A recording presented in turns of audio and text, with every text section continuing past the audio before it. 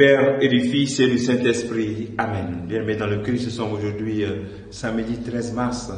La parole de Dieu que notre Mère Église nous propose, extrait de l'évangile de Luc, chapitre 18, versets 9 à 11. Luc, chapitre 18, versets 9 à 14. En ce temps-là, à l'adresse de certains qui étaient convaincus d'être justes et qui méprisaient les autres, Jésus dit la parabole que voici. Deux hommes montaient au temple pour prier. L'un était pharisien et l'autre publicain, c'est-à-dire un collecteur d'impôts. Le pharisien se tenait debout et priait en lui-même. Mon Dieu, je te rends grâce parce que je ne suis pas comme les autres hommes. Ils sont voleurs, injustes, adultères. Ou encore, comme ce publicain, je jeûne 2 fois par semaine. Je verse le 10e de tout ce que je gagne. Le publicain, lui, se tenait à distance et n'osait même pas lever les yeux vers le ciel, mais se frappait la poitrine en disant, « Mon Dieu, montre-toi favorable au pécheur que je suis. » Je vous le déclare, quand ce dernier redescendit dans sa maison, c'est lui qui était devenu un homme juste, plutôt que l'autre. Qui s'élève sera abaissé, qui s'abaisse sera élevé. Acclamons la parole de Dieu. Louange à toi, Seigneur Jésus. Bien-aimés dans le Christ, la parabole était claire. Elle est pour montrer à toutes ces personnes qui pensent qu'elles sont justes et en plus qu'elles méprisent les autres. Montrer que je suis juste et je méprise les autres qui ne sont pas comme moi. Je critique constamment les autres.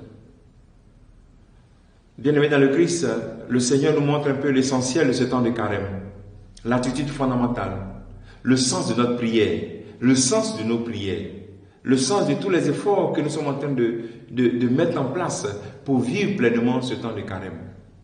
La repentance.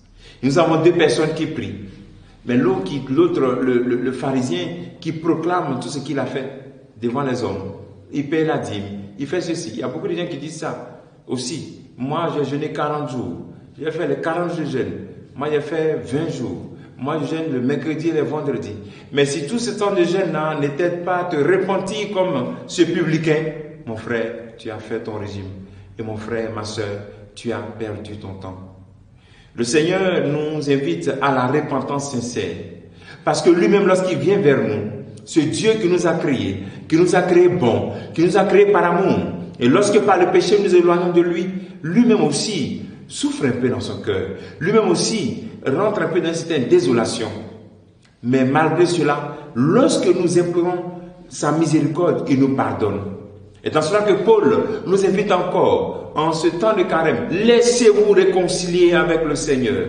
Rentrons dans une repentance. On ne peut pas regretter des péchés et puis être convaincu qu'on va faire encore la même chose.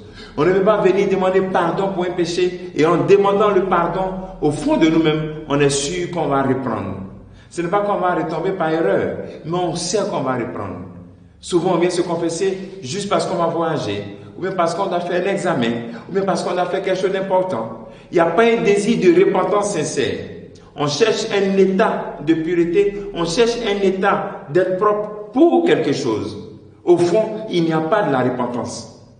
Et actuellement, dans ce temps de carême, nous sommes tous là, nous vivons le chemin de croix. Nous sommes nombreux à réaliser des actes de piété.